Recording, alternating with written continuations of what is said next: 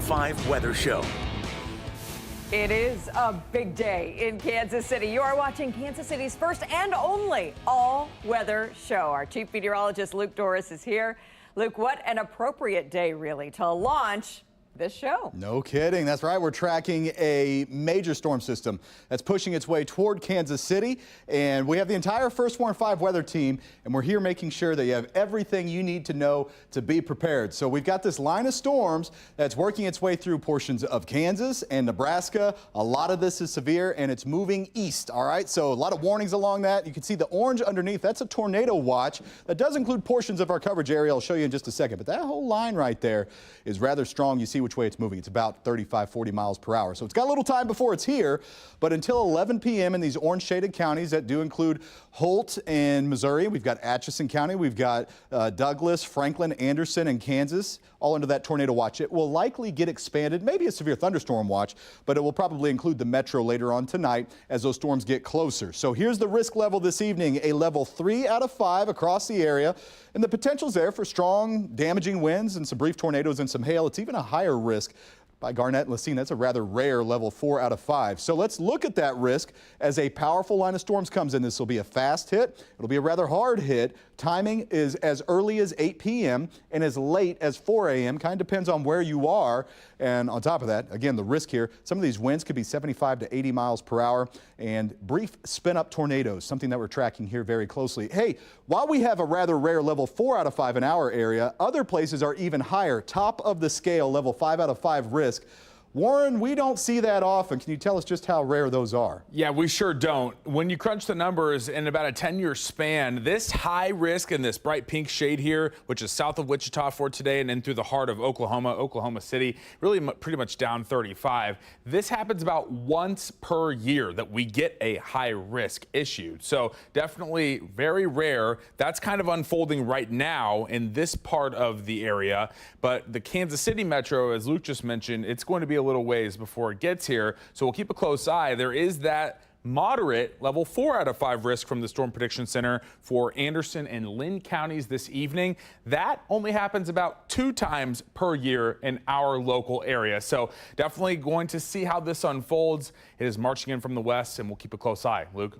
Thank you, Warren. It's days like today. That's why we changed our brand and how we message the threat. We want to warn you about the changes in the weather, but you might ask, what's the difference between a first warn and a first warn weather day like today? Melissa, can you walk everyone through that? Absolutely. So a first warn is just when there's a little bit of an inconvenience or a bigger change in the weather, and that can be seen like light rain showers through the area as you're heading out for your morning commute. So early warning for any change in weather. That could be high pollen on the way, regular rain and thunderstorms on the way, like per se during our morning or our evening commute, or anything that's really impactful. Now when we get to the first warn weather day, that's when we're going to be into that life-threatening or dangerous weather, kind of like a day like today, where we have the significant severe weather threat, a high tornado threat, high hail, damaging winds of 70 to 80 miles an hour like we could have today, or extreme heat and flash flooding. So more inconvenience for our first warn and more life-threatening dangerous weather for our first warn weather day. Luke, over to you. Forecasts built just for you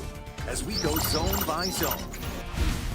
All right, we want to get you the forecast for your neighborhood. This is for tonight as we track this line of storms coming through. When can you expect it? Let's start up in our northern zone as we go up by areas in St. Joe and Maryville in Oregon and Atchison, about 8 to 10 p.m. if you're further to the west. If you're more toward Cameron and Bethany, you can see that line of storms working east, about 9 p.m. until midnight. And for some of us, again, this is a late night event, 10 p.m. until after midnight, 1 o'clock in the morning, Trenton, Chillicothe, Brookfield, Bramer, places like that. Intense lightning, we could have some hail. Let's go south where we could also see those winds up to 70 to 80 miles per hour. It's possible. So Oskaloosa, Lawrence, 8 to 10. Around Kansas City, 9 to midnight. Excelsior Springs, you're included in that as well. Then Carrollton and Marshall, 10 p.m. until 1 for you. You're in that zone. In the southern zone, that would also include Sedalia, Warsaw, Warrensburg, 9 p.m. until about midnight. That's Belton, Garden City, and Butler. There's a brief tornado spin-up that's possible. The greatest threat is by Ottawa, Garnett, and Mound City. That's 8 p.m. until 10. Now to some wild weather caught on camera. New video shows the moment a tornado tears down a warehouse in Nebraska. Check this out. It was captured on dash cam on April 26th. You can see the calm, kind of ominous start here, but in just seconds, a tornado barrels through, leveling that building.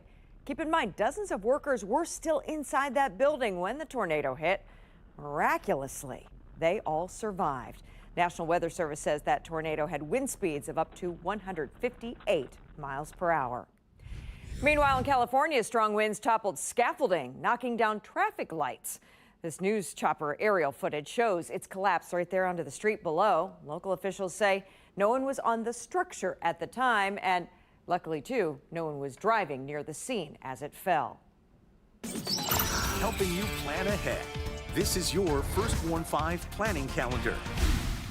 Well, there's always something happening in the Kansas City area, and as we take a look at our planning calendar, many things happening over the course of the next week. I do want to start out with Tuesday, as Tuesday is looking like to be a fabulous day. Now, temperatures are going to hang out in the 70s if you are heading to the Royals game.